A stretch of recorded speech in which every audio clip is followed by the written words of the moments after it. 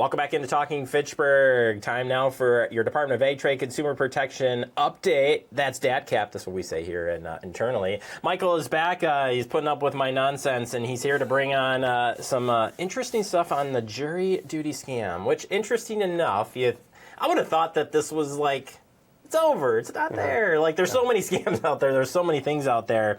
But the twists, fake websites used in jury duty scams. Interesting. It is. So I agree. We often think about, hey, with so much saturation and talking about it, so many people realize that it's out there. Who's going to really fall for it? And what happens is those scammers change their tactics. And so when they twist it up a little bit, they think, oh, well, this is new and that's how we'll get them. And that's what they're doing right now. And the twist this time is instead of trying to get that money and information over the phone, they're creating fictitious websites. And they're giving the victims, or you or me, they call us and they say, here, go to this website and you can go ahead and pay your fine or you can confirm your information there. And the website looks identical to local law enforcement and who they say that they are. And then it'll also have a payment portal. It'll have information portal, so you can go in and verify your address or pay that alleged fine that they say that you have. And when you do so, you're actually providing all that personal information that they want, or you're actually making a payment, which one, you lose the money, but you've also provided your payment information. So it's a double hit. So number one, and I feel like every time we talk about one of these things, the number one question I go to is, well, you know what, Michael, it sounds like you got an unsolicited call or text again on this. And you're like, Jeremy, yep, it came unsolicited, right? It is, and I guess as long as you stick to that tried and true practice of, hey, if you didn't call me, or I'm sorry, if I didn't call you, but you're calling me, the red flag goes up. It'll help keep you protected. The jury scam one, I think, is unique is because it's a little different where it's legitimate. Like, people do get notices for jury duty. But what's also kind of a twist is in our day-to-day lives when we're so busy, your jury notice comes in the mail along with a lot of other mail. And maybe we don't check our mail every single day.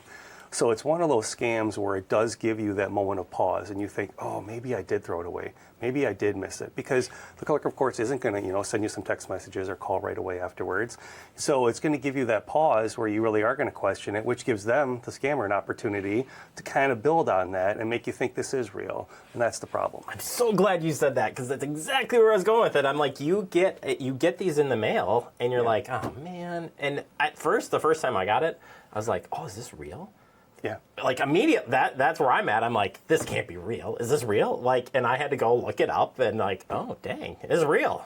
Glad it wasn't sitting in the pile too long. By the way, that's another good indicator. Anyways, I'm glad you mentioned that, because you're right. You're not really notified. Like, hey, Michael, guess what? You got jury duty. You get it in the mail, and you're like, how do you really trust these things? So, if to stand out again out of this, the first one here, and I like this for things to remember, is real law enforcement officials won't ask for immediate payment over the phone. Just that pressure, right? Yeah. So that is another just red. We love saying the red flag here, but that's something that they're just not going to do. It is, and that's what we're hearing a lot in the complaints on the calls that we get, is that the caller is going to really try and pressure you. They're going to say, you must pay this right now, and they're going to be threatening about how much trouble you're in and the fact that you missed this, and you know what, you completely disrupted a case, or that you signed an affidavit and said you would do something, and now all these other things are going to make you think, whoa, what did I do wrong? I just want to fix it. But the reality is, law enforcement is never going to call you with any of that urgency, and they're never going to say you have to pay right now.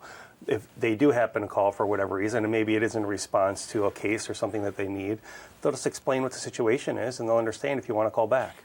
And then courts never ask for sensitive personal information. So if you're verifying and you call in, and it's an interesting process if you've ever been through jury duty, when you're going through all the steps, it's pretty straightforward as far as what we do, what we don't do. Right. Because they really want to know what that is and isn't, so you don't get scammed. And I'm glad you pointed that out, because all these clerk of courts in Wisconsin, they know that this is going on. Mm-hmm. They're suffering through this as well. And so they're doing a really great job both on their websites and when you call in, of explaining, hey, this is what reality looks like and sounds like. This is what it doesn't, so you know who you're talking to when you are. And then just in general, again, and it happens. So it's in here and you may say, how in the world are we paying with gift cards still? How are we still handing over information? Cryptocurrency. We just can't do it. We can't do it. It really comes down to, if you hear any of those type of payment methods, that is an absolute stop sign. If you hear cryptocurrency, pay me by crypto, pay me with a gift card, you know 100% that's a scam, because legitimate organizations, one, aren't going to require you to pay by those methods at all, and two, they're not going to insist that you pay for them right away. And so that right there is your tried and true way to tell that this is not real, this is not a legitimate law enforcement agency. Hang up.